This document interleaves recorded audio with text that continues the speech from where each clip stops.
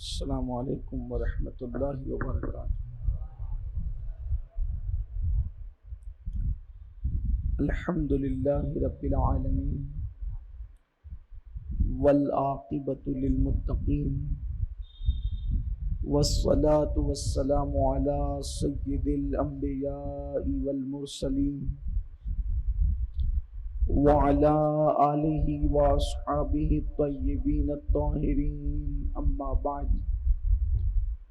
فاعوذ باللہ من الشیطان الرجیم، بسم اللہ الرحمن الرحیم، وَإِنَّكَ لَعَلَىٰ خُلُقٍ عَظِيمٍ۔ چشتی انتہائی احترام و عقیدت کے ساتھ اپنے اور ساری کائنات کے مرکز عقیدت انیس بے کساں چارہ ساز درد منداں، ہم غریبوں کے غم گسار، ہم فقیروں کی ثروت، شہر یار ارم، تاجدار حرم، نوبہار شفاعت، شب اسرا کے دولہا، نوشے بزم جنت، دانائے سبل، مولائے کل، ختم الرسل، خسرو خوباں، سیاح لامکاں، وجہ کن فکاں، در اللہ المکنون، سر اللہ المخزون، عالم ما کان و ما یکون، آب و گل انبیاء، جان و دل اصفیاء، مطلع ہر سعادت، مقطع ہر سیادت، خلاصہ کائنات، فخر موجودات، حضور احمد مجتبی محمد مصطفیٰ، ارواح نافدہ صلی اللہ تعالی علیہ وآلہ وصحبہ وبارک وسلم کی بارگاہ بے کس پناہ میں میرے ساتھ مل کر بلند آواز سے پڑھیں، الصلاۃ والسلام علیک یا رسول اللہ، الصلاۃ والسلام علیک یا نبی اللہ، الصلاۃ والسلام علیک یا حبیب اللہ، وعلی آلک واصحابک یا نور اللہ، صلی اللہ تعالی علیہ وسلم۔ ہے کلام الہی میں شمس الضحیٰ، تیرے چہرے نور فضا کی قسم، قسم شب تار میں راز یہ تھا کہ حبیب کی زلف دوتا کی قسم، وہ خدا نے ہے مرتبہ تجھ کو دیا، نہ کسی کو ملے نہ کسی کو ملا، کہ کلام مجید نے کھائی شہا، تیرے شہر و کلام و بقا کی قسم، تیرے خلق کو حق نے عظیم کہا، تیری خلق کو حق نے جمیل کیا، کوئی تجھ سا ہوا ہے نہ ہوگا شہاب، تیرے خالق حسن و ادا کی قسم۔ یہ ماہ مبارک ربیع الاول شریف کا برکت والا مہینہ ہے۔ سواد اعظم اہل سنت و جماعت کی عالمگیر تحریک سنی دعوت اسلامی کی جانب سے 12 روزہ سیرت نبی، میلاد مصطفیٰ صلی اللہ علیہ وآلہ وسلم کی محفلیں منعقد ہو رہی ہے، اور آج میری آپ کے ساتھ مصطفیٰ جان رحمت صلی اللہ علیہ وآلہ وسلم کی سیرت طیبہ کے حوالے سے ایک اہم عنوان پر گفتگو سے متعلق ملاقات ہے۔ اللہ تعالیٰ اسے اپنی بارگاہ میں قبول فرمائے۔ آیت مبارکہ پر گفتگو کرنے سے پہلے صرف بہت چھوٹی سی ایک بات کہنا چاہتا ہوں۔ جو اسلام دشمن طاقتیں ہیں ان کی سازش ہے کہ ہم اپنے نبی صلی اللہ علیہ وآلہ وسلم سے دور ہو جائیں، اور حضور علیہ السلام سے دور کرنے کی سازش میں وہ کامیاب ہو گئے اور ہم ناکام ہوں۔ اور ہم حضور علیہ السلام سے دور ہو گئے، اس کی وجہ یہ ہے کہ ہمیں حضور علیہ السلام کی سیرت طیبہ سے متعلق کچھ بھی نہیں پتا۔ ہمارا اور آپ کا مطالعہ سیرت النبی کے حوالے سے بہت سرسری ہے، یا شاید ہے ہی نہیں۔ کتنا بڑا ظلم ہے کہ جس نبی کا کلمہ پڑھتے ہیں، نماز میں جس نبی پر درود ابراہیم کی شکل میں درود پڑھتے ہیں، ہر نماز میں جس نبی پر سلام پڑھتے ہیں، ہمارے ایمان کی بنیاد ہی اللہ کے رسول ہے۔ اگر حضور علیہ السلام کو درمیان سے نکال دیں تو آپ کے پاس یہ دلیل کہاں ہے کہ اللہ ایک ہے؟ آپ مجھے بتائیں کیا ثبوت ہے آپ کے پاس کہ اللہ ایک ہے؟ قرآن اللہ کی کتاب ہے، آپ کے پاس کیا ثبوت رہ جاتا ہے؟ اس لیے کہ ہماری بنیاد ایمان کی رسول اللہ کی ذات ہے، کہ حضور نے فرمایا یہ اللہ کی کتاب ہے، ہم نے مان لیا۔ حضور نے فرمایا اللہ ایک ہے، ہم نے مان لیا، ورنہ ہمارے پاس اور کیا چیز ہے؟ تو جس نبی کی بنیاد پر ہمارے ایمان کی بنیاد ہے، اس نبی کے متعلق ہمارے پاس کوئی علم ہے ہی نہیں۔ ان کے والدین کا نام کیا ہے ہمیں نہیں پتا، ان کی ازواج پاک کتنی تھی اور کیوں تھی؟ اس لیے کہ کتنی تھی اسی پر صرف بات نہیں ہے، بلکہ کیوں تھی اس پر بھی بات ہے، کیونکہ لوگوں کو یہ بھی تکلیف ہے کہ حضور کی 11 ازواج کیوں تھی۔ تو کیوں تھی؟ اس کی وجہ جو ہے وہ دین کی تبلیغ تھی۔ جب حضور کو دین کی تبلیغ کرنا نہیں تھا تو اللہ کے رسول علیہ السلام نے مکہ المکرمہ میں 53 سال کی عمر تک زندگی گزاری۔ اللہ کے رسول علیہ السلام نے 53 سال کی عمر تک زندگی گزاری، لیکن اللہ کے رسول علیہ الصلوۃ والتسلیم کی مکہ المکرمہ کی جو زندگی ہے 40 سال تک تو حضور خاموش رہے، حضور نے اعلان نبوت نہیں فرمایا۔ بعد کے جو 13 سال ہے اس میں حضور علیہ الصلوۃ والتسلیم کو دوسری تیسری ازواج کی ضرورت اس لیے نہیں تھی کہ وہاں مکے میں جو دعوت عام ہو رہی تھی وہ عقیدہ توحید کی دعوت تھی، اس میں عورتوں کی کوئی ضرورت نہیں تھی۔ تو جب عورتوں کی ضرورت نہیں تھی تو حضور علیہ السلام نے صرف ایک ہی بیوی رکھا، ام المومنین حضرت خدیجہ الکبریٰ، اور ان کی موجودگی میں حضور علیہ السلام نے دوسرا نکاح نہیں کیا، اس لیے کہ وہاں عنوان یہ تھا ہی نہیں۔ وہاں تو عنوان اللہ کی توحید تھی اور حضور اس کے لیے کافی تھے۔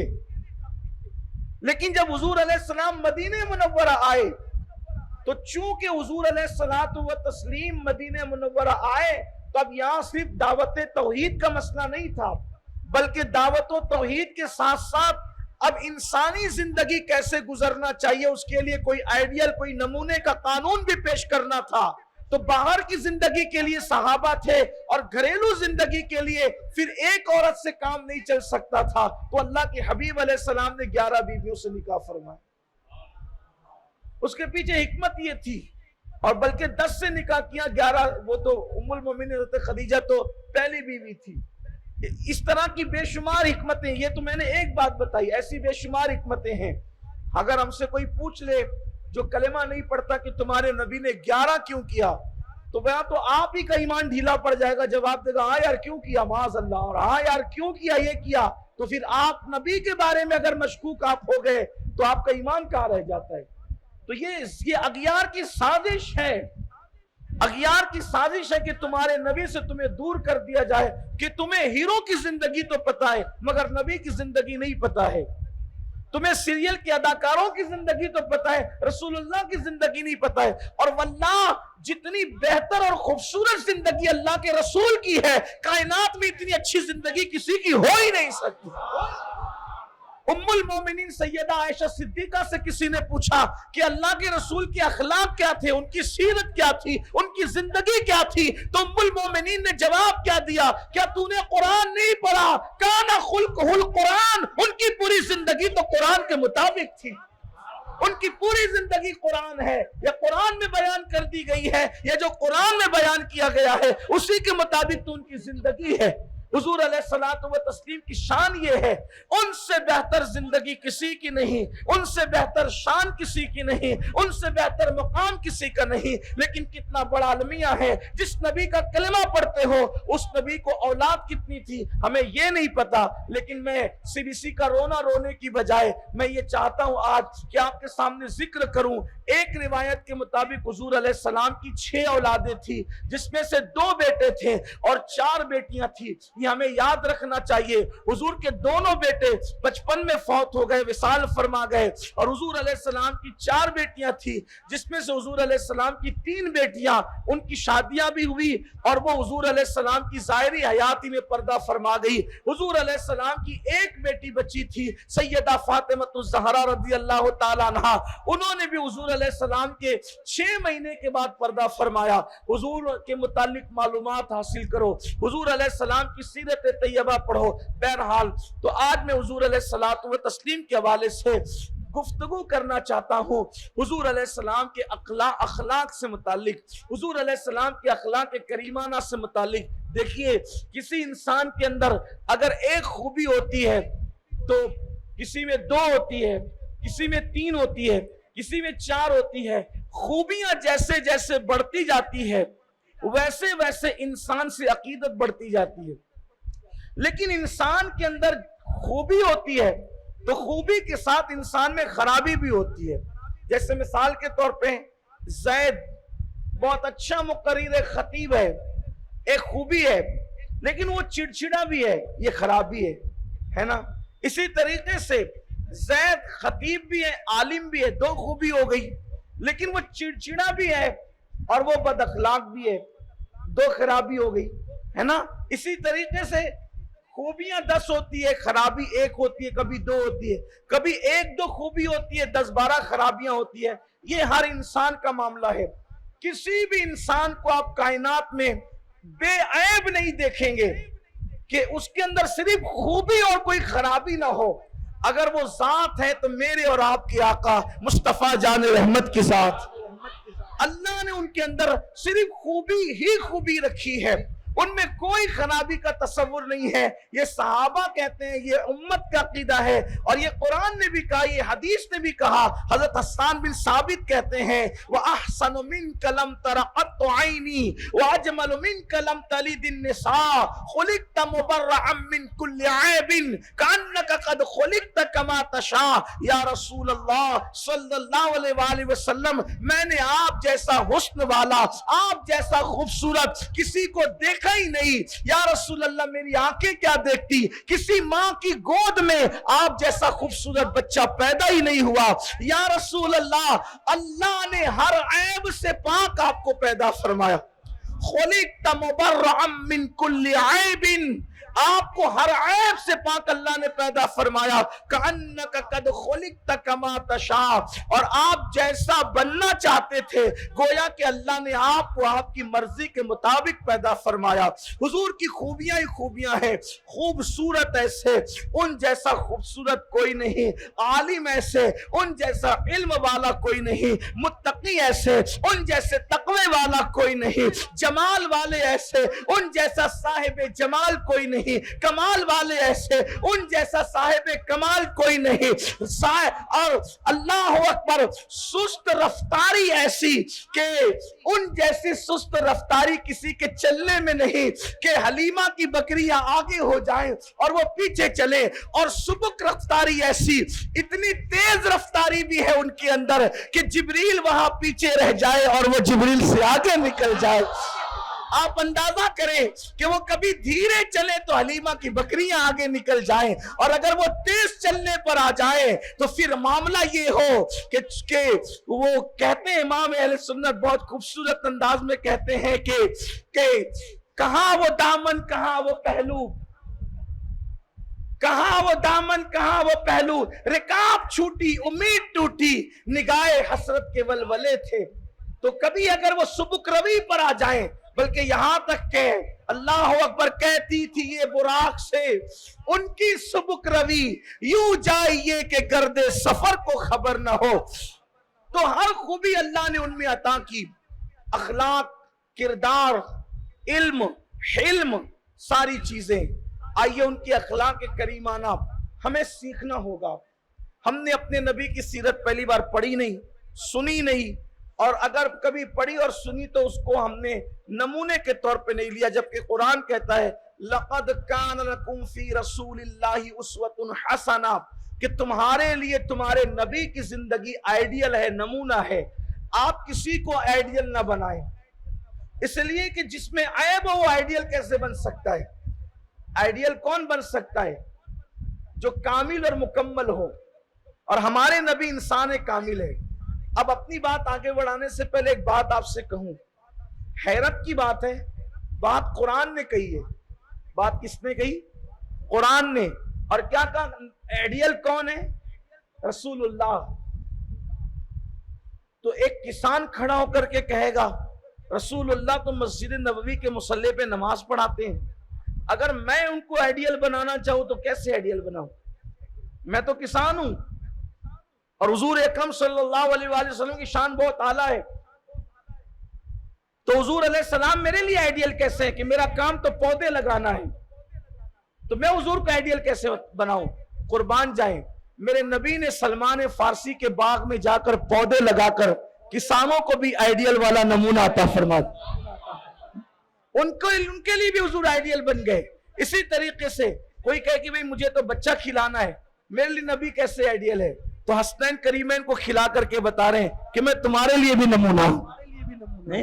इसी तरीके से अगर कोई शादी करना चाहता है तो कोई सोचे कि मेरे लिए हुजूर नमूना कैसे? तो हुजूर अलैहिस्सलाम कभी अम्मा खदीजा से, कभी माँ आयशा से, कभी हजरत मैमूना से, कभी हजरत सफिया से, कभी ज़ैनब बिनते खुज़ैमा से, कभी ज़ैनब बिनते हजज से निकाह करके हुजूर अलैहिस्सलाम हमें बता रहे हैं कि निकाह इस तरीके से किया जाता है। कभी बाजार जा रहे, बाजार जाते हुए भी हुजूर बता रहे कि बाजार में इस तरह जाया जाता है। खाना खाने के लिए बैठ रहे, खाना खा करके बता रहे कि खाना इसलिए खाया जाता है। इस्तिंजा के लिए जा रहे, बता रहे कि इस्तिंजा के लिए इसलिए जाया जाता है। यानी हुजूर अलैहिस्सलाम ने कोई गोशा हमारे लिए छोड़ा ही नहीं। लेकिन सबसे खूबसूरत हुजूर अलैहिस्सलाम की जिंदगी के सारे पहलू है, लेकिन सबसे हसीन और जमील पहलू यह है कि हुजूर अलैहिस्सलाम अखलाक में उस मकाम पर फाइज थे कि ऐसा अखलाक वाला इंसान दुनिया में कोई नहीं आया। अल्लाह उनके अखलाक के बारे में कहता है व इन्नका लअला खुलुकिन अज़ीम, कि महबूब हमने आपको अखलाक की बुलंदियों पर फाइज फरमाया है, आपके अखलाक खुल्क़ अज़ीम है और आप बहुत बड़े अखलाक के मालिक हैं। अब आइए देखिए अल्लाह के रसूल अलैहिस्सलाम के अखलाक के। नंबर एक, हुजूर अलैहिस्सलातु व तस्लीम ने अपनी पूरी जिंदगी में अपनी जात के लिए कभी किसी को डांटा नहीं। हज़रत अनस इब्न मालिक फरमाते हैं मैं 10 साल की उम्र का था जब से हुजूर की खिदमत में मेरी माँ ने मुझे छोड़ दिया था, छोटा सा बच्चा था, लेकिन हुजूर अलैहिस्सलाम का हमने कभी नुकसान किया, कभी कोई काम नहीं किया, कभी कोताही की, लेकिन अल्लाह के रसूल ने हमें कभी डांटा नहीं, कभी नहीं डांटा। ना कभी अपनी बीवियों में से किसी को डांटा, ना कभी किसी गुलाम को डांटा, अपनी जात के लिए किसी को नहीं डांटा। अब आप यहां आकर के देखें, हम छोटी छोटी बातों पर किसी को भी डांटते, गाली देते, हालांकि हुजूर अलैहिस्सलाम ने जात के लिए कभी नहीं डांटा, अपनी जात के लिए किसी को नहीं डांटा। और हमारा हाल क्या, बल्कि बीवियों को भी माँ बहन की गाली देते, बच्चों को भी माँ बहन की गाली देते हैं, जबकि फरमाया अल्लाह के रसूल अलैहिस्सलातु व तस्लीम ने कि खटमल और पिस्सू को भी कभी गाली मत दिया करो। यानी पिस्सू और खटमल को भी इस्लाम ने गाली देने की इजाजत नहीं है। तो जब खटमल और पिस्सू को भी गाली देने की इजाजत नहीं है, तो फिर बीवी को, वो भी माँ बहन की मुगल्लिजात, अपने बच्चों को, अपनी बेटियों को, अपने घर वालों को, अपने पड़ोसियों को, अपने दोस्तों को, अपने यारों को हम माँ बहन की गालियां क्यों देते हैं? उसका वबाल क्या है? जिसकी जबान पर दुनिया में गाली होगी, मरते वक्त तो उसकी जबान पर कलेमा नहीं आएगा, मरते वक्त तो उसकी जबान पे कलेमा नहीं आएगा। लोग दुआ करते हैं अल्लाह मरते वक्त हमें कलेमा नसीब फरमा, कलेमा उसी की जबान पर है जिसकी जबान पर कभी गाली नहीं आई। जो दुनिया में गाली देता रहा उसकी जबान पे मरते वक्त कलेमा नहीं आएगा। तो अल्लाह के हबीब अलैहिस्सलातु व तस्लीम के अखलाक करीमाना में से हुजूर अपनी जात के लिए कभी किसी से नाराज नहीं हुए, किसी को डांटा नहीं। दूसरी बात यह है कि पूरे लोग जो हुजूर अलैहिस्सलाम को जानते थे, तमाम लोग ان کو پتا تھا کہ حضور علیہ السلام اپنی ذات کے لیے کبھی کسی سے کوئی بدلہ نہیں لیتے. اپنی ذات کے لیے حضور نے کبھی کسی سے کوئی بدلہ نہیں لیا. اللہ نے قرآن میں فرمایا خذ العفو، ان کو معاف کرو. تو جب یہ آیت نازل ہوئی تو اللہ کے رسول علیہ السلام نے جبریل سے پوچھا، اے جبریل اس کا معنی کیا ہے؟ خذ العفو کا معنی کیا ہے کہ ان کو معاف کرو؟ جبریل اس کا معنی کیا ہے؟ تو جبریل نے کہا یا رسول اللہ میں اللہ سے پوچھ کر عرض کرتا ہوں. جبریل گئے اللہ کی بارگاہ میں، یعنی اپنے مقام پر سدرہ گئے، اور جانے کے بعد اللہ سے پوچھا تو واپس آ کر کے بتایا کہ اللہ فرماتا ہے خذ العفو کا معنی یہ ہے کہ جو تم سے دور بھاگے تم اس کے قریب جاؤ. حضور کے اخلاق پر دیکھو کیسے وہ روشنی پڑتی ہے قرآن مقدس کے اندر کہ جو آپ سے دور بھاگے تم اس کے قریب جاؤ. حضور کو کہا جا رہا ہے، یعنی یہ نہیں کہ کوئی تم سے ایک قدم دور ہو جائے تو تم اس سے 4 قدم دور ہو جاؤ، ایسا نہیں. اگر کوئی تم سے کٹے تو تم اس سے کٹنے لگ جاؤ، ایسا نہیں. یہ حضور علیہ السلام کی اخلاق ہے. یہ قرآن مقدس میں اللہ تبارک و تعالی ہمیں رہنمائی فرما رہا ہے کہ محبوب سے کہا گیا کہ کوئی تم سے دور بھاگے تو تم اس کے قریب جاؤ. نمبر 1. دوسری بات، جو تم کو محروم کرے تم اس کو عطا کرو.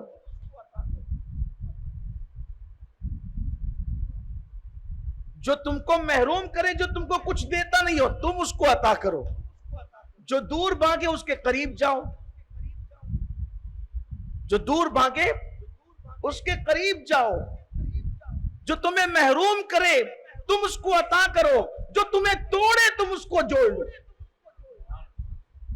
یہ سیرت النبی کا پہلو ہے جو ہماری زندگی میں نہیں. ہم نے توڑنا سیکھا ہے، ہم نے جوڑنا نہیں سیکھا. ہم نے دوریاں سیکھی ہے، ہم نے قربتیں نہیں سیکھی. ہم نے محروم کرنا سیکھا ہے، ہم نے عطا کرنا نہیں سیکھا. جو تمہیں توڑے تم اس کو جوڑو. جو تم سے دور بھاگے تم اس کے قریب جاؤ. جو تم کو محروم کرے تم اس کو عطا کرو. یہ حضور علیہ السلام سے فرمایا جا رہا ہے. ہماری زندگیوں میں اگر یہ چیز آ گئی تو میں سمجھتا ہوں کہ مسلم امہ کے 90% مسائل حل ہو سکتے ہیں. حل ہو جائیں گے امت کے مسائل. ہر بندہ چاہتا ہے امت کے مسائل حل ہو، امت کے مسائل حل ہو. کوئی جڑے تو صحیح ایک دوسرے سے. ہم نے اپنے دلوں کے اندر اتنے نفرتوں کے کتے بٹھا رکھے ہیں. ہم نے اپنے دلوں کے اندر اتنی نفرتوں کی گندگیاں بٹھا رکھی ہے کہ ایک مسلمان دوسرے مسلمان سے ملنا نہیں چاہتا. ایک مسلمان دوسرے مسلمان کو سلام کرنا نہیں چاہتا. ایک مسلمان دوسرے مسلمان سے جڑنا نہیں چاہتا. ایک پڑوسی دوسرے پڑوسی سے جڑنا نہیں چاہتا. اللہ اکبر. استاد شاگرد سے جڑنا نہیں چاہتا. باپ بیٹے سے جڑنا نہیں چاہتا. اولاد ماں باپ سے جڑنا نہیں چاہتی. پڑوسی پڑوسی سے جڑنا نہیں چاہتا. جبکہ اسلام جوڑنے کے لیے آیا تھا. اسلام کا مقصد ہے جوڑنا. اور اسلام نے ایسا جوڑا کہ مشرق والوں کو مغرب سے، مغرب والوں کو مشرق سے، شمال والوں کو جنوب سے. کیا تمہیں نہیں پتا عرب والے غرور اور گھمنڈ کرتے تھے ہم عربی ہیں، ہم سے بہتر کوئی نہیں ہے. رسول اللہ نے ان کے دلوں سے وہ ساری چیزیں نکال کر ایسی کائنات کے انسانوں کی محبت پیدا کر دی تھی کہ فاروق اعظم عربی تھے اور بلال حبشی حبشی تھے، لیکن فاروق اعظم عربی ہو کر بھی بلال کو بلال کہہ کر نہیں پکارتے تھے، یا سیدنا بلال کہہ کر پکارتے تھے. اے بلال تو میرا سردار ہے، اے بلال تو میرا سردار ہے، یہ کہہ کر کے پکارتے تھے. یہ انقلاب مصطفیٰ جان رحمت کے اخلاق کی وجہ سے تھا. اللہ کے رسول علیہ السلام کے متعلق لوگوں کو یقین تھا جو حضور کو جانتے تھے. حضور کسی سے بدلہ نہیں لیتے اپنی ذات کے لیے. حتیٰ کہ دیہات والوں کو بھی یقین تھا کہ حضور علیہ السلام اپنی ذات کے لیے کسی سے بدلہ نہیں لیتے. حضرت انس راوی ہیں، حضرت انس ابن مالک راوی ہیں.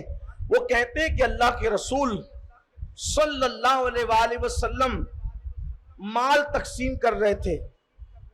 حضور کے پاس مال تھا، حضور تقسیم کر رہے تھے. ایک دیہاتی آیا، ایک عربی دیہاتی آیا اور حضور علیہ السلام کے جسم پر چادر تھی.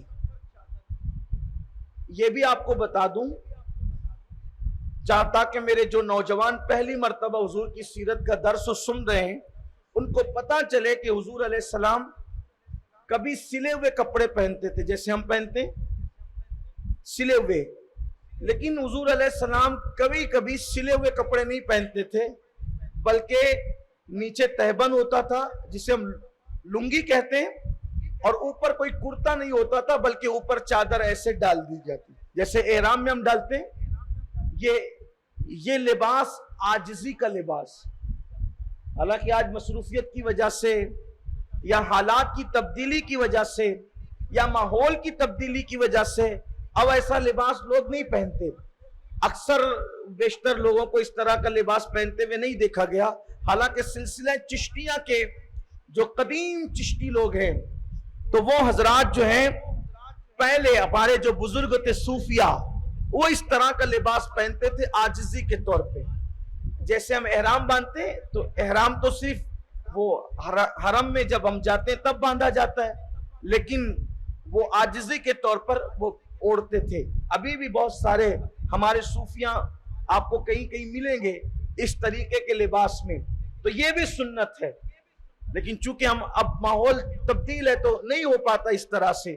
اب یہ سنت اسی وقت ادا ہوتی ہے جب ہم احرام باندھتے ہیں۔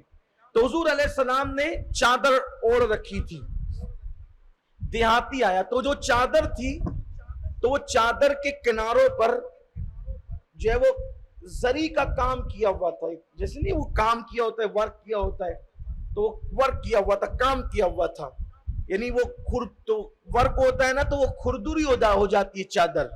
آپ ابھی بھی دیکھیں گے کہ اگر ہاتھ سے کوئی ٹکائی ہوگی تو اتنا حصہ وہ پٹا جو ہوتا ہے وہ کھردرا ہو جاتا ہے۔ تو حضور علیہ السلام نے ڈال رکھی تھی چادر اور نیچے کوئی کرتا نہیں تھا۔ روایت کی روح کو اور اس کی حقیقت کو آپ تک پہنچانے کے لیے تھوڑا سا تفصیل میں جا رہا ہوں تاکہ آپ سمجھیں کہ اس روایت کا بیک گراؤنڈ کیا ہے اور حضور کی اخلاق کی بلندی کیا ہے۔ بدن پر کوئی کرتا نہیں ہو اور ڈائریکٹ چادر ہو بھئی، تو اس وقت اگر کوئی چادر کو کھینچ لے تو چادر کے کھینچنے کا اثر تو بدن پہ لگے گا نا، اور اگر کپڑا ہو تو نہیں لگتا ہے۔ تو وہ دیہاتی پیچھے سے آیا اور اس نے حضور علیہ السلام کی چادر کو پکڑ کے یوں کھینچ لیا۔ اگر بدن پہ کرتا بھی اور چادر کھینچی جائے تو یہ بے ادبی ہی تھی، کسی عام انسان کے ساتھ بھی ایسا نہیں کیا جا سکتا، چاہے جائے کہ سید الانبیاء کے ساتھ، سید البشر کے ساتھ، خیر البشر کے ساتھ، جس کی رضا اللہ چاہتا ہو۔ اللہ قرآن میں فرماتا ہے وَلَسَوْفَ يُعْتِيكَ رَبُّكَ فَتَرْضَىٰ، اے محبوب ان قریب آپ کا رب آپ کو اتنا عطا کرے گا کہ آپ راضی ہو جائیں گے۔ جس کی رضا خدا چاہے، اللہ جس کے لیے اس قدر کائنات کو سجائے سوارے، اور قرآن میں ان سے اللہ تبارک و تعالی انداز تخاطب، گفتگو کا انداز سب سے جدا رکھے کہ جتنے نبیوں کو پکارا سب کو نام لے لے کر پکارا، یا آدم، یا موسیٰ، یا نوح، یا عیسیٰ، یا ابراہیم، یا ایوب، یا داؤد، سب کے نام لے کے پکارے۔ لیکن جب میرے اور آپ کے نبی کی باری آتی ہے تو اللہ نے یا محمد کہہ کر نہیں پکارا، بلکہ اللہ نے کہا یا ایھا المزمل، یا ایھا المدثر، یا ایھا النبی، یاسین، طٰہٰ، القابات سے پکار کر کے بتایا کہ میں خدا ہو کر کے اپنے محبوب سے اس شان سے گفتگو کرتا ہوں۔ کیا شان ہے اپنے نبی کی؟ ایسی شان والا کوئی انسان آیا دنیا میں؟ سب نبیوں کو اللہ نام لے لے کر پکار رہا ہے، اور میرے نبی کو نام لے کر نہیں پکارا جا رہا ہے، ہمارے نبی کو القابات سے پکارا جا رہا ہے۔ ان علماء سے پوچھو القاب سے کس کو پکارتے ہیں؟ القاب سے کس کو پکارتے ہیں؟ جس کو عزت دیتے ہیں، جس کی عزت کو ظاہر کرنا ہوتا ہے اس کو القابات سے پکارتے ہیں۔ وہ سارے نبی بھی عزت والے ہیں، شان والے ہیں، لیکن اللہ نے جو شان ہمارے نبی کو عطا فرمائی ہے وہ شان اللہ نے نبیوں میں بھی کسی کو عطا نہیں فرمائی۔ خلق سے اولیاء، اولیاء سے رسول، اور رسولوں سے اعلیٰ ہمارا نبی۔ اس نے چادر کھینچی، جیسے اس نے چادر، وہ دیہاتی تھا، اس نے جیسے ہی چادر کھینچی تو حضور علیہ السلام کی گردن پر وہ کھردری چادر کا نشان پڑ گیا، وہ لال چٹا جیسے پڑ جاتا ہے، اور حضور کا جسم تھا بہت خوبصورت، چاندی کی طرح حضور کا رنگ تھا، جیسے چاندی ہوتی ہے، یہ صرف سمجھانے کے لیے ہے، ورنہ چاندی کی بھی حیثیت کیا ہے، ان کے قدموں کی خیرات ہے سونا اور چاندی، تو لیکن صرف سمجھانے کے لیے بدن بڑا چمکدار تھا۔ میرے امام کہتے ہیں جس سے تاریک دل جگمگانے لگے، جس سے تاریک کہتے ہیں اندھیرے کو، تاریکی اندھیرا، جس سے تاریک دل جگمگانے لگے اس چمک والی رنگت پہ لاکھوں سلام۔ بڑا چمکتا رنگ تھا، بہت اجلا رنگ تھا، رنگ کی چمک کا عالم یہ تھا کہ حضور علیہ السلام جب گفتگو کرتے تھے تو آپ کے دانتوں سے شعائیں نکل کر دیوار پہ پڑتی تھی۔ کائنات میں ایسا کوئی انسان نہیں آیا جس کے دانتوں سے روشنی نکل کر گفتگو، وہ ہنستے تھے، ان کا ہنسنا قہقہا لگا کر نہیں ہوتا تھا، وہ مسکراتے تھے تو جو وہ دانت نظر آتے تھے تو روشنی نکل کے دیواروں پر پڑتی تھی، دانت سے یوں شعائیں نکلتی تھی، اور کبھی گفتگو کرتے تھے تو بھی نور کی شعائیں نکلتی تھی، دیواروں پہ پڑتی تھی۔ بلکہ بات آئی ہے روشنی کی اور شعاؤں کی، ام المومنین سیدہ عائشہ صدیقہ فرماتی ہیں رات کا وقت تھا، میں ایک مرتبہ اپنے کپڑوں پہ پیون لگا رہی تھی، اپنے کپڑوں کو سل رہی تھی، پیون لگا رہی تھی، ایسے میں اچانک ہوا آئی اور میرے گھر کا چراغ بجھ گیا، میرے ہاتھ سے سوئی چھوٹی اور گر گئی، میں اندھیرے میں سوئی ڈھونڈنے لگی لیکن مجھے سوئی ملی نہیں، اتنے میں حضور آئے اور مسکرا کے کہا کیا کر رہی ہو؟ تو مسکرایا تو ایسے دانتوں سے روشنی نکلی کہ میں نے اپنی گم شدہ سوئی کو اٹھا لیا۔ آپ نے یہ نہیں فرمایا کہ ڈھونڈ لیا۔ دیکھو ایک ہوتا ہے ڈھونڈنا اور ایک ہوتا ہے گم شدہ چیز کو اٹھا لینا، یعنی روشنی اتنی نکلی کہ ڈھونڈنا نہیں پڑا، سوئی بالکل نظر آ گئی تو میں نے اٹھا لیا۔ اسی کو کہا امام نے سوزنے گم شدہ ملتی ہے تبسم سے تیرے، سوزنے گم شدہ ملتی ہے تبسم سے تیرے، شام کو صبح بناتا ہے اجالا تیرا، شام کو صبح بناتا ہے اجالا تیرا۔ تو کیسے شان والے رسول ہیں، لیکن ہم نے ظلم یہ کیا ہے ان کی زندگی علیہ السلام کی ان اخلاق کو ڈسکس کرنے کی اور اپنی زندگی میں لانے کی۔ ہم لوگ بہت محدود ہو گئے، بہت تنگ نظر ہو گئے، ہمارے اندر وہ اسلام نہ رہا جو اسلام رسول اللہ لے کر کے آئے تھے، ہمارے اندر وہ اسلام نہ رہا جو اسلام حضور لے کر آئے تھے۔ ہم نے اپنی مرضی اپنی طبیعت سے کچھ باتیں گڑھ لی اور اسی کا نام اسلام رکھ دیا، اسی لیے لوگ ہم سے بدسم ہو رہے ہیں، لوگ ہم سے بدگمان ہو رہے ہیں، لوگ اسلام کی طرف آنا نہیں چاہتے۔ ایک مرتبہ ایک جوان، توجہ کرنا میرے نوجوانوں، ایک جوان اپنے جو اس کا دوست تھا جو عیسائی تھا، اس جوان اپنی عیسائی دوست کو کہتا ہے کہ تم مسلمان ہو جاؤ، تو اس نے کہا کون سا مسلمان ہو جاؤ، جتنی برائیاں میں کرتا ہوں ساری برائیاں تو بھی کرتا ہے، تیرے اندر اور میرے اندر فرق کیا ہے؟ صرف تو لا الہ الا اللہ محمد رسول اللہ پڑھتا ہے، میں نہیں پڑھتا، بات تو بس بات ہی ہے، میں شراب پیتا ہوں تو بھی پیتا ہے، میں اڈوں پہ جاتا ہوں زنا کے تو بھی جاتا ہے، میں حرام کھاتا ہوں تو بھی کھاتا ہے، تو سب تو وہی کرتا ہے، تو مجھے بلا کس طرف رہا ہے؟ لیکن وہ مسلمان جوان کو تھوڑا سا شعور باقی تھا، ہوشیار ہوتے نا ہمارے نوجوان، اس نے کہا ٹھیک ہے کوئی بات نہیں، کوئی بات نہیں، میں تجھے اسلام کی طرف بلایا، کوئی بات نہیں، ایک کام کر، آج ہم نے جانا ہے ایک بزرگ کے پاس، اور اس بزرگ کا نام ہے سلطان العارفین حضرت بایزید بستامی رحمت اللہ علیہ، چلو وہاں چلتے ان کی خانقاہ میں، وہاں گئے اور جا کر کے پورا دن وہاں گزارا، ان کی خانقاہ میں دونوں بیٹھے رہے، شام ہوئی تو وہ کہا کہ چلو گھر چلتے ہیں، کہا رکو حضرت سے کچھ بات کرنے دو، بایزید بستامی کے پاس گیا وہ جوان، اور وہ خود سے، بایزید نے نہیں کہا مسلمان ہو جا، خود سے کہا حضرت مجھے کلمہ پڑھا کے اسلام میں داخل کر لیں، اور مسلمان ہو گیا۔ تو اس جوان نے کہا میں نے تو تجھ سے کہا کہ مسلمان ہونے کے لیے انکار کر دیا، اور بایزید نے نہیں کہا اور تو مسلمان ہو گیا، تو کہا جو تیرا اسلام ہے اس سے میں نہیں ہو. جس اسلام پہ بایزید عمل کر رہے اس اسلام کی ضرورت تو ساری دنیا. تو ہم نے اس اسلام کو چھوڑا ہے جو رسول اللہ لے کر آئے. آپ کہیں گے وہ کون سا اسلام ہے؟ وہ وہی جو میں نے ابھی وہ پیش کیا. ایک عربی کے ساتھ دیہاتی کے ساتھ حضور کا انداز دیکھیے. اب دوسری بات پر آئیں. حضور علیہ السلام تشریف لے جا رہے ہیں مکہ المکرمہ میں. ابھی حضور علیہ السلام نے ہجرت نہیں فرمائی. اللہ کے رسول علیہ السلام مکہ المکرمہ کے اندر ہیں. حضور تشریف لے جا رہے ہیں, کچھ صحابہ ساتھ میں. اور ہجرت سے پہلے حضور علیہ السلام اور صحابہ کے حالات بڑے نازک تھے. مکے والے بہت ستاتے تھے, بلکہ حضور علیہ السلام رات اپنے گھر میں نہیں گزار سکتے تھے. حضور علیہ السلام رات اپنے گھر میں نہیں رہ سکتے تھے. ڈر تھا کہ پتہ نہیں کب حملہ ہو جائے گا, کب شہید کر دیا جائے گا. حضور علیہ السلام کے گھر پہ پتھر برسائے جاتے تھے. حضور علیہ السلام کے گھر پہ گڈے بھیجے جاتے تھے. اللہ کے رسول علیہ السلام ان کے ظلم کی وجہ سے اپنی رات گزارنے کے لیے دار ارقم میں ایک صحابی تھے ارقم نام کے, ان کے گھر میں دار ارقم ان کے گھر میں آتے تھے, کیونکہ ان کا گھر جو وہ پہاڑ سے بالکل لگ کر کے تھا. ابھی بھی ہے.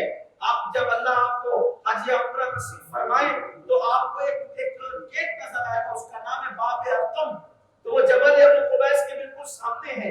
حالانکہ پہاڑ ابھی کٹ چکا ہے, پھر بھی بہت قریب لگتا ہے وہ, لیکن اس وقت تو پہاڑ کٹا نہیں تھا, تو بالکل پہاڑ کے قریب تھا, تو وہاں پر سیفٹی تھی, وہاں پر چھپا جا سکتا تھا.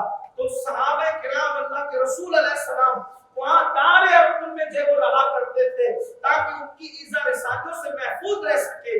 یہ حالات نے بڑے نازک حالات دلوایا. حضور علیہ السلام کی دو بیٹیاں ابو لہب کے دو بیٹوں کے نکاح میں تھی, تو وہ رسول اللہ کو صدمہ دینے کے لیے ابو لہب کے پاس گئے اور کہا کہ محمد کی بیٹیوں کو طلاق دے دو. جب جوان بیٹیاں گھر میں آ کر کے بیٹھے گی اور ان کے ذہن پہ جب دباؤ بنے گا تو وہ دین کی تبلیغ کرنا چھوڑ دیں گے. حضور کی دونوں شہزادیاں حضرت سیدہ رقیہ اور ام کلثوم, ان دونوں شہزادیوں کو طلاق دلوایا گیا تاکہ حضور کے ذہن کا بوجھ بڑھے, حضور کے ذہن پر جو ہے وہ معاذ اللہ غم کے بادل چھا جائیں, حضور کو اذیت پہنچے, حضور کو تکلیف پہنچے. یہاں پہنچ کر کے میں اپنے جوانوں سے کہتا ہوں, ہم کیا سمجھتے ہیں کہ اللہ کے رسول علیہ السلام نے چاند کے ٹکڑے کیے اور اسلام پھیل گیا. حضور علیہ السلام نے سورج پلٹایا اور نمازیں ہمارے گھر تک پہنچ گئی.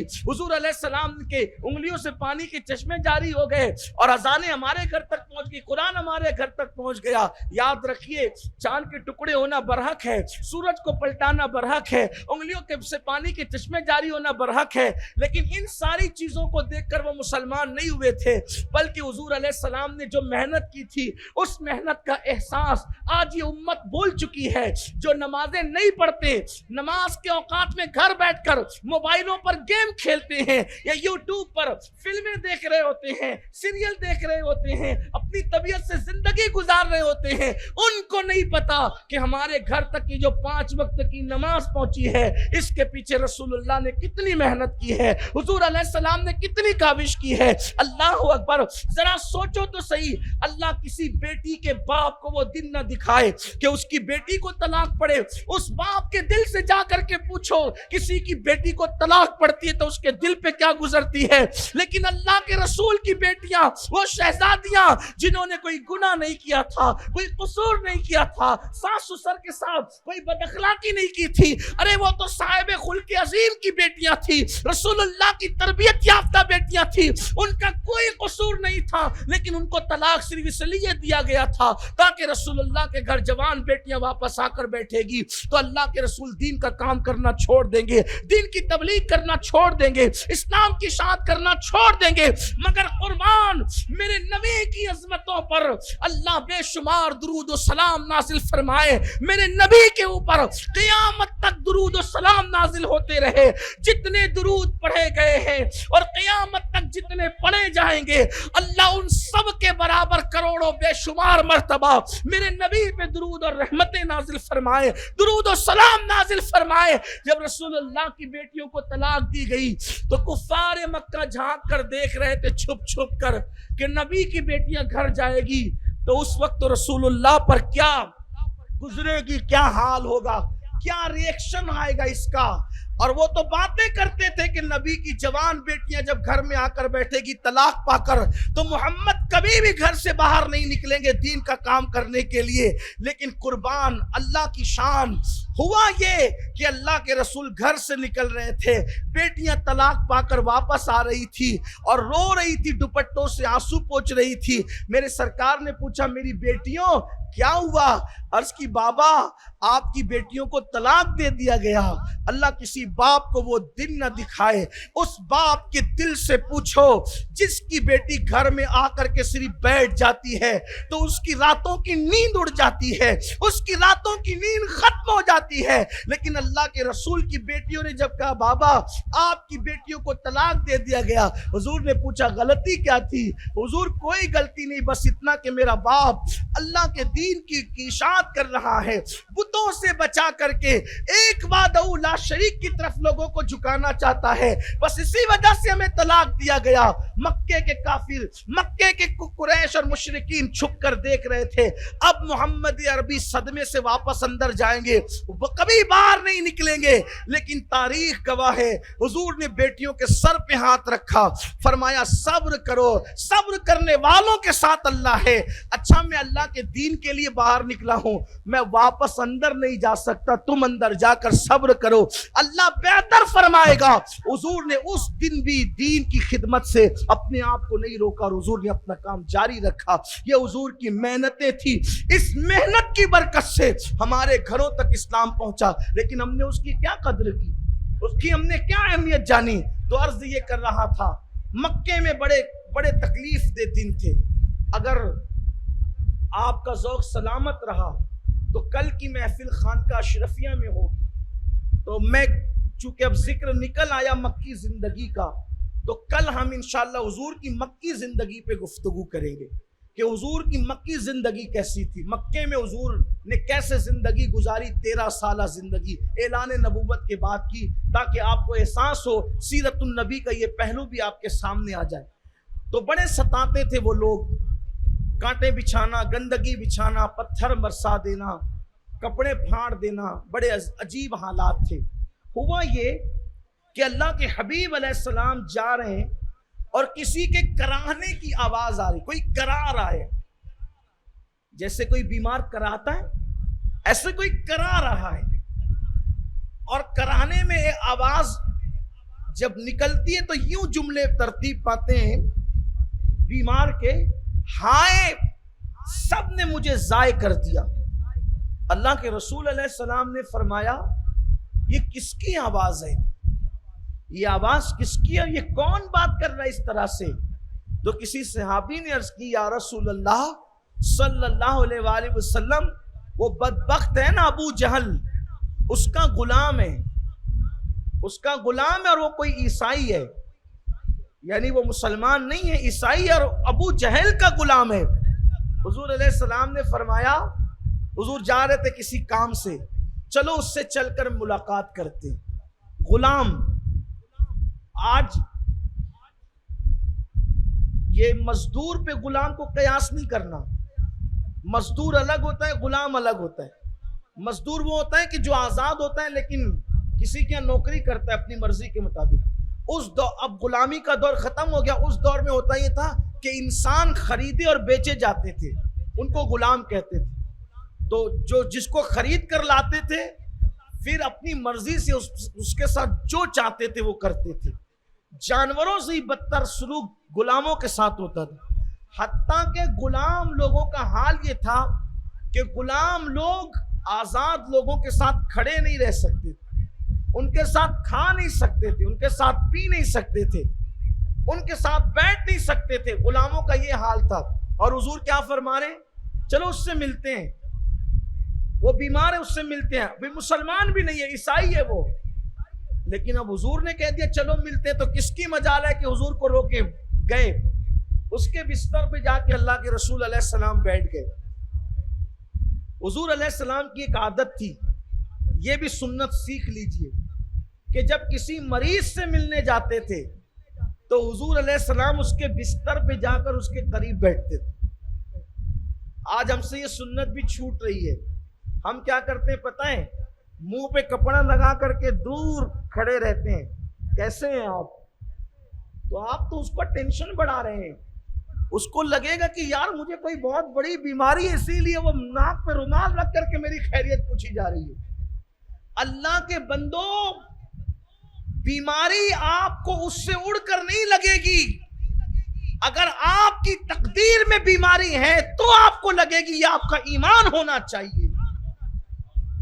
साइंस जो कहती है हम उसकी मुखालफत नहीं कर रहे हैं, लेकिन आपको यह भी बता रहे बहैसियत मोमिन आपको ये यकीन रखना चाहिए, अगर मेरी तकदीर में ये बीमारी है तो मुझे लगेगी, वरना नहीं लगेगी। और अगर आपका ईमान इतना मजबूत नहीं है, फिर मुंह पे रुमाल नहीं, फिर पूरी चादर लपेट कर जाए तो कोई बात नहीं है। इसलिए कि जिसका ईमान मजबूत नहीं उसको कोई बात कही नहीं जा सकती। मुसलमान ईमान के मामले में कमजोर हो गया है, यकीन के मामले में कमजोर हो गए। और जिस दिन मुसलमान वो यकीन पाले जो यकीन सहाबा के पास था, अल्लाह फिर उसके दोबारा उसके दिन उसको लौटाएगा। मुसलमानों के अच्छे दिन फिर पलट करके आएंगे, मुसलमानों के सुहाने दिन फिर पलट करके आएंगे। यकीन उठ गया है। और बड़ी माजरत के साथ, सिर्फ सुनने वाले ही थोड़े कमजोर नहीं, ढीले ढाले नहीं पड़े, बोलने वाले भी कमजोर हो गए। बोलने वाले भी तो सुनने वालों पे क्या असर है। यकीन बहुत बड़ी चीज है। देखो, जहां यकीन होता है वहां खौफ नहीं होता। बात आई तो आपको बताऊं, जहां पर शक होता है वहां खौफ होता है, और जहां यकीन होता है वहां खौफ। आसान लफ्जों में आपको समझाता हूं। कोई बंदा है, समझ लो कि आपके ये इलाके का नाम क्या, टेंशन चौक, क्या बोलते इसको, अंसारगंज। तो अंसारगंज का ये जो चौक है, एक कोई लड़का छोटा सा 17-18 साल का, छोटा सा चक्कू लेकर के खड़ा है, चक्कू खोल करके। तो सब उसको ऐसे देखेंगे और इधर उधर से निकलेंगे। क्यों? उसके हाथ में चक्कू है, उसके हाथ में मार न दे, मार न दे। ठीक, वजह उसको पहचानते नहीं है, उसको जानते नहीं, तो शक है, मार न दे, शक है, मार न दे, शक है, मार न दे। ठीक, इससे बड़ा औजार, इससे तेज औजार जिसको वस्तुरा कहते हैं। आप हजाम की कुर्सी पे जाकर के बैठे, उसने वस्तुरा निकाला। पहले तो तेज करते थे, अभी नहीं करते, अभी तो नया निकालते हैं।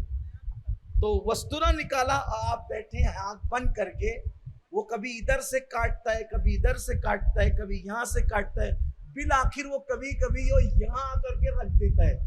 सच बोलना, मस्जिद में बैठे हो, वो यहां ला करके रखता है, फिर भी आपको कोई परेशानी होती है, कोई टेंशन होता है? क्यों नहीं होता? यकीन है, मारेगा नहीं।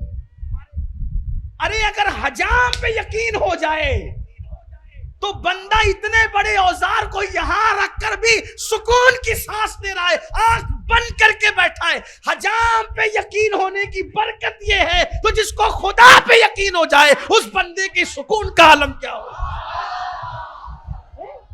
हजाम पे यकीन कर लिया, हजाम पे यकीन कर लिया तो शय रग पर वस्तुरा है, फिर भी पुरसुकून है। किसके यकीन की बुनियाद पे? हजाम। अरे जितना यकीन हजाम पे करते हो, इतने गिर गए, उतना यकीन भी अपने अल्लाह पे नहीं कर रहे हो, उतना यकीन भी कुरान हदीस पे नहीं कर रहे हो। कौन से मुसलमानों और कौन सा इस्लाम है? फिर वही बात कह रहा हूं, जो इस्लाम हुजूर लेकर आए थे। मानना पड़ेगा कि कहीं ना कहीं हम उससे दूर हो रहे हैं। ये भूला हुआ सबक हमें याद करना पड़ेगा। आज मुसलमान जो मौत से डर रहा है ना, इसीलिए डर रहा है। क्या होगा? मैं कहता हूं ये दुनिया से अच्छी है कब्र, जाकर तो देखो। मसला ये कोई जाना नहीं चाहता है। आप कहेंगे कि भाई आपको कैसे पता अच्छी है? मैं वही कह रहा हूं, यकीन की बात है, क्योंकि मेरे नबी ने फरमाया मोमिन की कब्र जन्नत के बागों में से बाग है। जब मेरे नबी ने कह दिया कि वो जन्नत के बागों में से बाग है, اب میں کسی کی نہیں سنتا، اس لیے کہ مجھے یقین ہے میرے نبی نے کہہ دیا تمہارے منہ سے جو نکلی وہ بات ہو کے رہی۔ اب مجھے میرے اعمال نہیں دیکھنا، اگر میں مومن ہوں تو مجھے یقین ہے میری قبر جنت کے باغوں میں سے باغ ہے۔ اب بتاؤ دنیا اور جنت کے باغ میں تقابل کرو تو بہتر کون ہے؟ جنت کا باغ۔ آپ کہیں گے وہ تو اتنی سی ہے کروٹ بھی نہیں لے سکتے۔ میں نے کہا وہ ان کی ہے جو نبی پہ یقین نہیں کرتے، وہ ان کی ہے جو خدا پہ یقین نہیں کرتے، وہ ان کی ہے جن کا یقین ختم ہو گیا ہے، وہ کروٹ بھی نہیں لے سکتے، بالکل نہیں لیں گے، کیونکہ وہ جنت کا باغ ہے بھی نہیں۔ اس لیے کہ مومن یقین والے کو کہتے ہیں۔ مومن کون ہے؟ یقین والا۔ شک مت کرو، جو شک کرے گا وہ مومن نہیں، وہ منافق ہے۔ اسی کو حضور شیخ الاسلام نے بہت خوبصورت انداز سے کہا ہے۔ میرے مرشد اجازت حضور شیخ الاسلام کہتے ہیں یقین والے کہاں سے چلے کہاں پہنچے،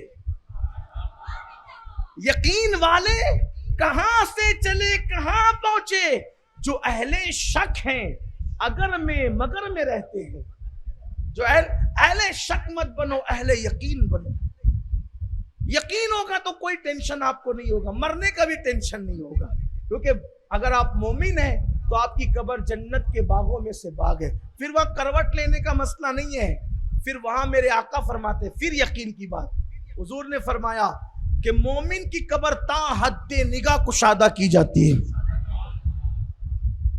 دیکھنے میں اتنی چھوٹی سی ہے لیکن وہ حد جہاں تک نظر جا رہی ہے وہاں تک کشادہ ہے۔ اس میں جنت کا بستر ہوتا ہے، جنت کی کھڑکی کھولی جاتی ہے۔ اب آپ کہیں گے انسان کتنا سوئے گا یار، قبر میں سوتے سوتے بور نہیں ہوگا، تھکے گا نہیں؟ اب پھر یقین کی بات دیکھو، یہ سب باتیں غیب کی ہے، غیب دا نبی سب بتا رہے ہیں۔ آقا فرماتے ہیں کہ جب مومن کو قبر میں رکھا جاتا ہے وہ سو جاتا ہے۔ کیسے سوتا ہے؟ حدیث ہے نم کا نومت العروس، اس کو ایسے سلاتے ہیں جیسے پہلی رات کی دلہن سوتی۔ فرشتے کیا کہتے ہیں مومن کو؟ ایمان والے کو کیا کہتے ہیں؟ نم کا نومت العروس، ایسے سو جا جیسے پہلی رات کی دلہن سوتی ہے۔ مطلب کیا؟ جیسے پہلی رات کی دلہن کو کوئی ٹینشن نہیں ہوتا نا، وہ بہت خوشی خوشی سو جاتی ہے۔ اور وہ کیوں خوشی خوشی سوتی ہے وہ ابھی اس کا بتانے کا یہ ٹائم نہیں، ورنہ میں اپنے عنوان سے ہٹ جاؤں گا۔ بہت خوشی خوشی سوتی ہے وہ، اس کو کوئی ٹینشن نہیں ہوتا، خوشبو لگی ہے، کمرہ سجا ہے۔ پہلی رات کی دلہن کا کمرہ سجا ہوتا ہے کہ نہیں؟ دیکھو حضور نے ایک بات کہی، اب اس کی ڈیپ میں جاتے جائیے اور خوش ہوتے جائیے۔ پہلی رات کے دلہن کا لباس بھی نیا ہوتا ہے، وہاں بھی کفن نیا ہے۔ پہلی رات کی دلہن کا کے بدن پہ خوشبو ہوتی ہے، وہاں بھی خوشبو ہے۔ اس کا کمرہ سجا ہوتا ہے، اس کی بھی قبر سجی ہوئی ہے۔ اب ایک اور بات کہی دوں، حالانکہ ٹائم کی قلت ہے لیکن کہی دیتا ہوں تاکہ یقین پیدا ہو جائے کسی کے دل میں۔ وہ چادر منہ پہ ڈال کر کے آنکھ بند کر کے پڑی رہتی، وہ سوتی نہیں ہے۔ پہلی رات کی دلہن سوتی، سہیلیاں سمجھ رہی سو گئی، نندے سمجھ رہی سو گئی، سانس سمجھ رہی سو گئی، کوئی اس کے دل سے تو پوچھے کہ وہ آنکھ بند کر کے چہرے پہ چادر ڈال کر پڑی ہے، کیوں پڑی ہے؟ کسی کا انتظار ہے، کسی کا انتظار ہے۔ ارے ماں کو چھوڑائی، کس کا انتظار ہے؟ باپ کو چھوڑائی، کس کا انتظار ہے؟ بچپن کی سہیلیاں چھوڑائی، کس کا انتظار ہے؟ دوست احباب چھوڑائی، بابل کا گھر چھوڑائی، کس کا انتظار ہے؟ اگر تجھے نہیں پتا کوئی آنے والا ہے، کون آئے گا؟ کہ وہ میرا محبوب آئے گا، وہ محبوب آئے گا اور وہ چادر ہٹائے گا، اور چادر ہٹائے گا تو برسوں کے خواب پورے ہو جائیں گے، برسوں کے خواب شرمندہ تعبیر ہو جائیں گے۔ یہی تو پہلی رات کی دلہن ہے۔ قربان میرے نبی پر، ایک جملہ کہا اور سمندر کو کوزے میں سمیٹ دیا۔ فرشتے کہتے ہیں سو جیسے پہلی رات کی دلہن سوتی ہے۔ تو جیسے دلہن سوتی ہے عطر لگا کے، خوشبو لگا کے، نئے کپڑے پہن کے، آنکھ بند کر کے، کس کے انتظار میں؟ محبوب آنے والا۔ تو وہاں تو وہ دنیا کا محبوب آتا ہے، یہاں کون سا محبوب آ رہا ہے قبر کے اندر؟ یہ قبر میں کون سا؟ پھر بات آئی یقین کی، پھر بات آئی یقین، کون سا محبوب آ رہا ہے؟ یہ حدیث ہے، بخاری شریف اٹھا کر کے آپ پڑھیں، یہ نم کا نومت الرس میں وہیں سے سیاستہ سے پڑھ رہا ہوں آپ کے سامنے. کون محبوب آ رہا ہے پہلی رات کی اس دلہن کے، جو پہلی رات کی دلہن کی طرف رہے؟ کہا اس کا محبوب اس کا شوہر ہے، اور میرا محبوب اس وہ ہے جس کا میں کلمہ پڑھا کرتا تھا. اور جب حضور آتے ہیں تو پھر کیا ہوتا ہے تو اب وہ دیکھنے کے بعد ہی پتہ چلے گا. البتہ ہمیں اتنا پتہ ہے کہ قبر میں لہرائیں گے تا حشر چشمے نور کے جلوہ فرما ہوگی جب طلعت رسول اللہ کی. اور کسی نے بہت اچھے انداز سے کہا ماضی قریب کے کسی شاعر نے کہ قبر میں سرکار آئیں تو میں قدموں پہ گروں، قبر میں سرکار آئیں تو میں قدموں پہ گروں، گر فرشتے بھی اٹھائیں تو میں ان سے یوں کہوں اب تو پائے ناز سے میں اے فرشتوں کیوں اٹھوں، مر کے پہنچا ہوں یہاں اس دل ربا کے واسطے. آپ کی طلعت کو دیکھا جان دی، قبر میں پہنچا تو دیکھا آپ ہے. آپ کی طلعت کو دیکھا جان دی، قبر میں پہنچا تو دیکھا آپ ہے. مصطفیٰ ذات یکتا آپ ہے، یک کو جس نے یک بنایا آپ ہے. حضور اکرم صلی اللہ علیہ وسلم اللہ کے بندو یقین پیدا کرو، قبر بھی بہت خوبصورت ہے. کس کی؟ مومن کی. جنہوں نے حضور سے وفا نہیں کی، حضور کی فرما برداری نہیں کی، نافرمانی کی، طبیعت کے مطابق زندگی گزارتے رہے، ان کی قبر کا یہ حال نہیں. جو حضور سے وفا کرے، اپنی طبیعت کی بجائے حضور کی شریعت پر جیے، کسی اور کو آئیڈیل بنانے کی بجائے رسول اللہ کو آئیڈیل بنائے، پھر اس کی زندگی بھی بے مثال ہے، اس کی موت بھی بے مثال. بات دور نکل گئی. عرض کر رہا تھا کہ حضور علیہ السلام جب جاتے تھے بیمار کو دیکھنے کے لیے، اس کے بستر پہ بیٹھ جاتے، اور بستر پہ بیٹھ کر پھر اس کی پیشانی پہ ہاتھ رکھ کے کہتے تھے کیسے ہو. پیشانی پہ ہاتھ رکھ، وہ مرد ہوتا اس کی پیشانی پہ ہاتھ رکھ کے کہتے کیسے ہو. سر بالی انہیں رحمت کی ادا لائی ہے، حال بگڑا ہے تو بیمار کی بن آئی ہے. جس کے بستر پہ وہ آ کے بیٹھ جائے پھر اس کا کیا حال ہوگا. اور وہ اللہ اکبر جس کی پیشانی پہ ہاتھ رکھ دے، رسول اللہ جس کی پیشانی پہ ہاتھ رکھ دے، ہے نام میں ان کے اتنا اثر، جی اٹھتے ہیں مردے بھی سن کر. وہ حال اگر خود ہی پوچھے بیمار کا عالم کیا ہوگا. وہ بیمار سے پوچھے کیسے ہو تو پوچھتے تھے کیسے ہو، پھر پوچھتے تھے کوئی کچھ دل چاہتا ہے کھانے پینے کا، کیا کھانے کا دل چاہتا ہے بولو تو تمہیں منگا کر دے. مریضوں کے ساتھ یہ کرتے تھے. اور جو دل چاہتا تھا اگر اس کے لیے نقصان دہ نہیں ہوتا تھا منگا کر دیتے تھے کہ لو کھاؤ لو پیو. اور پھر فرماتے تھے گھبرانا نہیں، تم اچھے ہو جاؤ. یہ ہے عیادت کا طریقہ. اور بیمار کو دیکھنے جایا کرو. میرے آقا علیہ السلام فرماتے ہیں جو بیمار کو دیکھنے جاتا ہے ہر قدم پر اللہ اس کو 1 سال کی عبادت کا ثواب عطا فرماتا ہے. جب تم بیمار کو دیکھنے جاتے ہو تو تم رحمتوں کے پھول چنتے ہو، اور جب بیمار کے پاس بیٹھتے ہو تو اللہ کی رحمت میں غوطہ لگاتے رہتے ہو. اور بیمار کی دعا اللہ رد نہیں کرتا. جو بیمار کو دیکھنے جاتا ہے، جب وہ بیمار کو دیکھنے جاتا ہے تو اس کے نامہ اعمال میں گناہ رہتے ہیں. جب بیمار کو دیکھ کر وہ واپس آتا ہے تو اللہ اس کے گناہوں سے اس کو پاک کر دیتا ہے. بیماروں کو دیکھنے جانے کی بڑی فضیلت ہے. تو حضور علیہ السلام کا طریقہ یہ تھا. ہم لوگ جاتے ہیں تو کیا کرتے ہیں، پہلے تو انہیں بتا دیا، پھر اس کے بعد کہتا آپ کو ہوا کیا ہے، تو یہ ہوا، ارے یہ ہوا کہ آپ کو، یعنی وہ کل مرنے والا وہ ابھی مرے کہ یہ حالت. ڈراتے اس کو، ارے یہ ہو گیا، ایسا ہو گیا. ایسے نہیں کرنا میرے بھائی. اللہ کے رسول علیہ السلام فرماتے اس کو ہمت دو، اس لیے کہ تم کو کچھ نہیں ہوگا، تم اچھے ہو جاؤ گے. کیونکہ اگر اس کی موت لکھی ہے تو تمہارے جملے سے اس کی موت تھوڑی ٹلے گی، لیکن کم سے کم اس کا حوصلہ تو بڑھے گا. بیمار کا حوصلہ بڑھانا چاہیے. عیادت کا مطلب یہ ہے.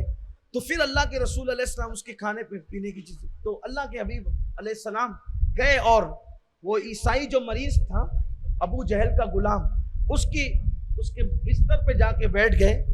اور وہ بخار اس کو سخت تھا، اور بخار کے اندر وہ بے چین تھا، اور وہ بخار کے اندر کچھ کا کچھ نہیں. جب بخار زیادہ ہو جاتا ہے، بہت شدت کا بخار ہوتا ہے تو آدمی کچھ بھی بکنے لگتا ہے. تو وہ بخار میں بک بک کر رہا تھا اور کہہ رہا تھا مجھے سب نے ضائع کر دیا، مجھے سب نے ضائع کر دیا. وہ جب کہتا نا مجھے سب نے ضائع کر دیا تو حضور اس کی پیشانی پہ ہاتھ رکھ کے کہتے ہیں مگر محمد تو تیرے سرانے موجود ہیں صلی اللہ علیہ وسلم. پھر وہ کہتا کہ مجھے سب نے ضائع کر دیا. پھر میرے آقا اس کی پیشانی پہ ہاتھ رکھ کے کہتے مگر محمد تو تیرے سرانے موجود ہے. اس کو جب تک راحت نہ ہوئی دیر تک حضور اس کے پاس بیٹھے رہے. جب اس کو راحت ملی تو حضور اٹھ کر کے جانے لگے. تو صحابہ نے پوچھا یا رسول اللہ صلی اللہ علیہ وسلم ایک عیسائی وہ بھی ابو جہل کے غلام کے پاس آپ نے اتنا وقت عطا فرمایا, آپ ضروری کام سے جا رہے تھے وہ چھوڑ کر آپ یہاں بیٹھ گئے. میرے آقا نے فرمایا اے میرے صحابہ کسی بیمار کے سرانے چند لمحے بیٹھ جانا رات بھر جاگ کر عبادت کرنے سے بہتر ہے. چند لمحے کسی مریض کے سرانے بیٹھ جانا پوری رات جاگ کر عبادت کرنے سے بہتر ہے. یہ اپنے نبی کا اخلاق ہے, یہ اپنے نبی کا کردار ہے. آئیے ہم اس کو اختیار کریں, سیرت کو پڑھیں, سیرت النبی کو پڑھیں. اردو زبان میں بھی مختصر کتابیں, ایک تو بہت مختصر ہے گلدستہ سیرت النبی, آپ اگر چاہیں تو یہ مرکز پر مل سکتی ہے آپ کو, اپنے مرکز جامع مسجد یا رسول اللہ پر. اس سے اور زخیم آپ کو چاہیے تو مولانا عبد المصطفیٰ اعظمی صاحب کی, مولانا عبد المصطفیٰ اعظمی صاحب کی ہے سیرت مصطفیٰ. تھوڑی یہ زخیم ہے, اور تفصیل سے پڑھنا ہے تو ضیاء النبی نام کی کتاب ہے پیر کرم شاہ اظہری صاحب کی, اس کو ایک بار آپ پڑھ لیں, ایک مرتبہ آپ اس کو پڑھیں, حضور کی سیرت کو پڑھیں. اسی طرح ایک کتاب اور آئی ہے حضرت امیر سنی دعوت اسلامی کی لکھی ہوئی ہے پیغمبر رحمت صلی اللہ علیہ وسلم. ایک بار اس کتاب کا مطالعہ کریں. میری گزارش ہے جس نبی کا جب کلمہ پڑھتے ہو ان کی سیرت ہمیں پتہ ہونی چاہیے. کم سے کم اتنا تو پتہ ہو کہ اگر کوئی غیر مسلم ہم سے پوچھ لے کہ تمہارے نبی سے متعلق یہ بات ہے تو تم کیا کہتے ہو, تو آپ کم سے کم اس کو ایکسپلین کر سکو, اس کو سمجھا سکو, اس کو بتا سکو, اس کو مطمئن کر سکو. اگر میں تو آپ سے یہ کہتا ہوں ہم بہت ساری چیزیں ہمیں کرنے کی ضرورت نہیں ہے, ہمیں صحیح طور پر صرف اپنے نبی پاک کی سیرت پیش کرنے کی ضرورت ہے. اگر آج بھی دنیا میں ہم نے اپنے نبی کی سیرت پیش کر دی نا تو میں امید کرتا ہوں کہ لوگ اسلام کے دامن میں پناہ لینے پہ مجبور ہو جائیں گے. میری تقریر ختم ہو گئی, لیکن اگر آپ مجھے تھوڑا سا وقت دے تو میں آپ کو بتاؤں کہ حضور کی سیرت کیا ہے. ایک بات بتاؤں گا آپ کو سمجھ میں آئے گا کہ کتنے لوگ متاثر ہوں گے, آپ کو سمجھ میں آئے گا حضور کی سیرت کیا ہے. یہاں تک کسی کی نظر پہنچی نہیں جہاں تک میرے نبی کی نظر پہنچی. ایک صحابی تھے, نوجوان صحابی, ان کا بچہ گم ہو گیا. ایک نوجوان صحابی, دیکھو حضور کی سیرت کا باب دیکھو. یہ آپ بتائیں نا, غیر مسلموں کو بتائیں, عیسائیوں کو بتائیں, یہودیوں کو بتائیں, مشرکوں کو بتائیں. میرا ایمان ہے کہ کوئی کبھی رسول اللہ کو گالی دینے کی جرات نہیں کرے گا, وہ حضور کا احترام کرنے پہ مجبور ہو جائے گا, کیونکہ حضور کی سیرت ہم نے لوگوں کو بتائی نہیں ہے. لوگ ہمیں دیکھ کر سمجھتے ہیں کہ جیسے یہ ہیں, یہ جیسے مسلمان, یہی پیغمبر رحمت کی زندگی تھی, معاذ اللہ یہی ان کی تعلیمات تھی. ہمیں دیکھ کر لوگوں کو غلط فہمی ہو رہی. بتاؤ لوگوں کو, پہلی بات تو سیرت کے رنگ میں ہم خود رنگے تاکہ لوگوں کو پتا چلے جب غلام اس قدر با اخلاق ہے تو جس سے اس نے اخلاق سیکھا ہے اس رسول اللہ کے اخلاق کیا ہوں گے, ان کی زندگی کیا ہوگی. لیکن ہم تو بالکل بگڑ ہی گئے. ہمارا ماں باپ کے ساتھ اچھا سلوک نہیں ہے. جو کام اپنے ماں باپ کے ساتھ اچھا سلوک نہ کرے وہ دوسروں کے ساتھ کیا اچھا سلوک کرے گی. جو اپنی بیوی جو شریک حیات ہے, پارٹنر ہے, لائف پارٹنر ہے, اس کے ساتھ ہمارا سلوک اچھا نہیں ہے, وہ دوسروں کے ساتھ کیا اچھا سلوک کریں گے. لوگ بدزن ہو رہے ہیں ہم سے, اسلام سے بدزن ہو رہے ہیں, پیغمبر اسلام سے بدزن ہو رہے ہیں. اس کے ذمہ دار ہم ہیں. تو حضور علیہ السلام کا ظاہری دور ہے. ایک جوان صحابی کا بچہ گم ہو گیا, صبح سے ڈھونڈ رہے, ڈھونڈتے ڈھونڈتے تھک گئے. بالآخر اللہ کے رسول مصطفیٰ جان رحمت صلی اللہ علیہ وسلم کی بارگاہ میں حاضر ہوئے اور عرض کی یا رسول اللہ میرا بچہ گم ہو گیا. آقا میرا بچہ گم ہو گیا, کرم فرمائے حضور, میرا بچہ کہاں مل سکتا ہے, میری رہنمائی فرمائے. اس محفل میں ایک اور محفل تو سجی ہوئی تھی, اس میں ایک اور صحابی تھے. انہوں نے عرض کی یا رسول اللہ ان کے بچے کو میں پہچانتا ہوں. ایسا ہوتا ہے نا کہ محلے کے لوگ محلے کے بچوں کو سبھی کو پہچان. یا رسول اللہ میں ان کے بچے کو پہچانتا ہوں, وہ فلاں صحابی کا جو کھجور کا باغ ہے اس میں بہت سارے بچے کھیل رہے ہیں, انہی بچوں میں ان کا بچہ بھی کھیل رہا ہے, میں نے دیکھا ہے. جیسا انہوں نے سنا دیر سے بچہ گم تھا, کھڑے ہوئے اور جانے لگے. حضور نے فرمایا ادھر آؤ, میرے پاس آؤ. وہ لوٹ کر کے آئے تو اللہ کے رسول علیہ السلام نے فرمایا دیکھو وہاں مدینے کے اکثر بچے کھیل رہے ہیں, تو جب تم جانا ظاہر سی بات ہے تم جاؤ گے تو بے قابو، یہیں سے تم بے قابو ہو، تو وہاں جا کر تو بچے کو دیکھ کر اور بے قابو ہو جاؤ گے، اس کو سینے سے چمٹاؤ گے، چومو گے، بیٹا بیٹا کہہ کے پکارو گے۔ ایسا کچھ نہیں کرنا تم نے، وہاں جا کے ایسا کچھ نہیں کرنا۔ اپنے بچے کو لینا وہاں سے، اور لینے کے بعد بیٹا بعد میں کہنا، چومنا بعد میں، سارا پیار بعد میں دینا۔ انہوں نے پوچھا یا رسول اللہ صلی اللہ علیہ وآلہ وسلم، کیا بچوں کے حوالے سے قانون بدل گیا؟ آپ ہی نے تو ہمیں چومنے کا، پیار کرنے کا، محبت کرنے کا بچوں سے طریقہ سکھایا۔ جو پیار نہیں کرتے تھے بچوں سے، آپ نے فرمایا جو رحم نہیں کرتا اس پہ رحم نہیں کیا جاتا۔ لیکن یا رسول اللہ آپ ایسا کیوں فرما رہے ہیں، وہاں کیوں نہ کریں، کوئی خاص بات ہے؟ آقا فرماتے ہیں ہاں، وہ جو بچے کھیل رہے ہیں ان بچوں میں بدر اور احد میں جو صحابہ شہید ہوئے تھے ان کے یتیم بچے بھی ہیں، ان کے یتیم بچے بھی کھیل رہے ہیں۔ اگر ان یتیموں کے سامنے تو اپنے بچے کو چومے گا تو ان بچوں کو اپنا فوت شدہ باپ یاد آ جائے گا اور ان کا زخم ہو رہا ہو جائے گا، ان کا دل دکھے گا، دل ٹوٹے گا۔ تو یتیموں کے سامنے اپنے بچے کو بیٹا کہہ کے مت پکارنا، پیار نہ کرنا، ورنہ ان کو اپنی یتیمی کا داغ یاد آ جائے گا۔ آپ مجھے بتائیں دنیا میں ہے کوئی ایسا جو یتیم بچوں کا اس طرح خیال کریں؟ تو یہ اپنے نبی کی سیرت ہے۔ اس سیرت کو عام کرنے کی ضرورت ہے۔ بڑی معذرت کے ساتھ ہم نے سب کی سیرت کا پرچار کیا، ہم نے بہتوں کی سیرت کا پرچار کیا، ہم پوری زندگی اس لیڈر، اس بندے، اس بندے، سب کی زندگیاں بیان کرتے رہے، لیکن اگر ہم نے کسی کی زندگی بیان کرنے میں کوتاہی کی ہے تو وہ اس رسول کی زندگی ہے جس کی شان میں اللہ نے پورا قرآن نازل فرمایا۔ ہر مسلمان، یہ صرف علماء کی ضرورت، یہ صرف علماء کی ذمہ داری نہیں ہے، یہ صرف مشائخ کی ذمہ داری نہیں ہے، ہر کلمہ پڑھنے والے مسلمان کی ذمہ داری ہے کہ وہ اپنے نبی کی زندگی کا پرچار کرے، اپنے نبی کی زندگی کو عام کرے۔ اللہ تعالیٰ ہم سب کو توفیق عطا فرمائے۔ میلاد النبی کی شب آنے میں صرف 2 یا 3 شب باقی ہے۔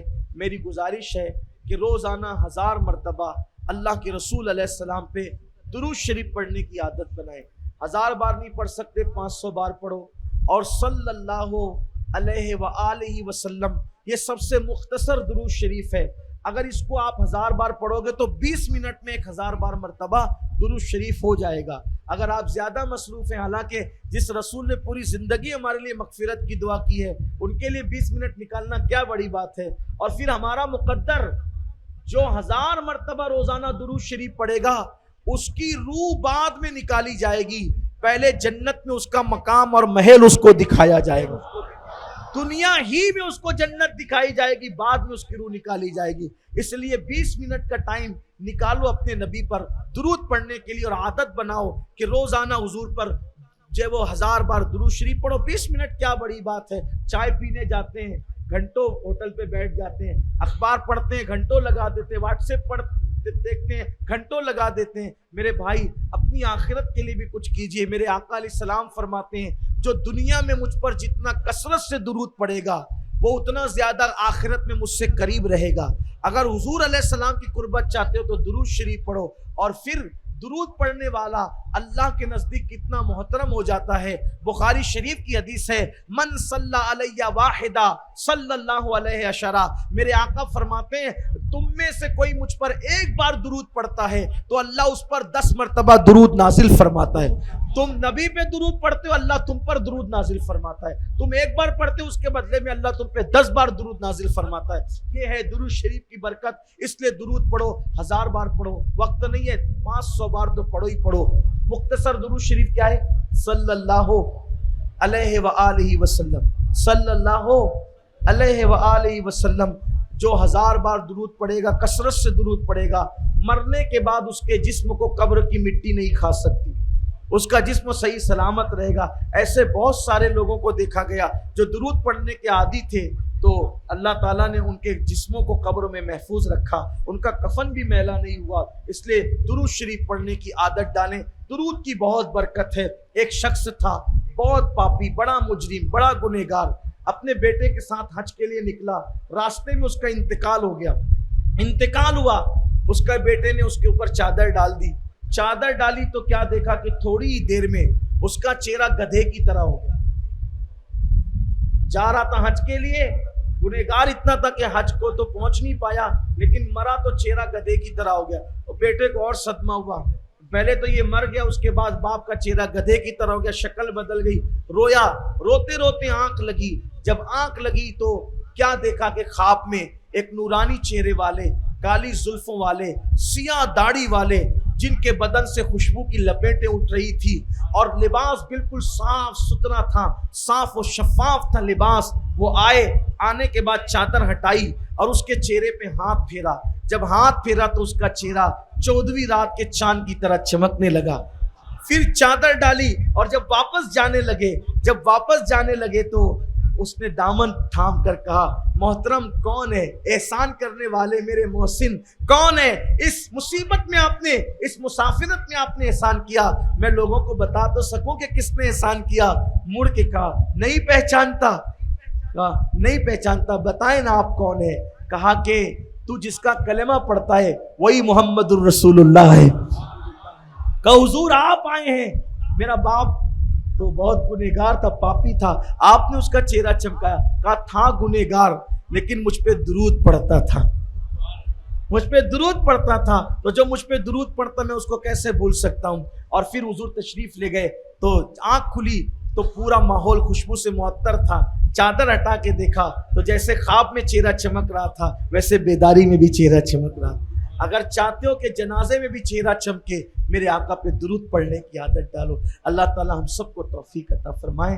دوران گفتگو کوئی غلطی ہو تو اللہ معاف فرمائے۔ وما علینا الا البلاغ۔ السلام علیکم ورحمۃ اللہ وبرکاتہ۔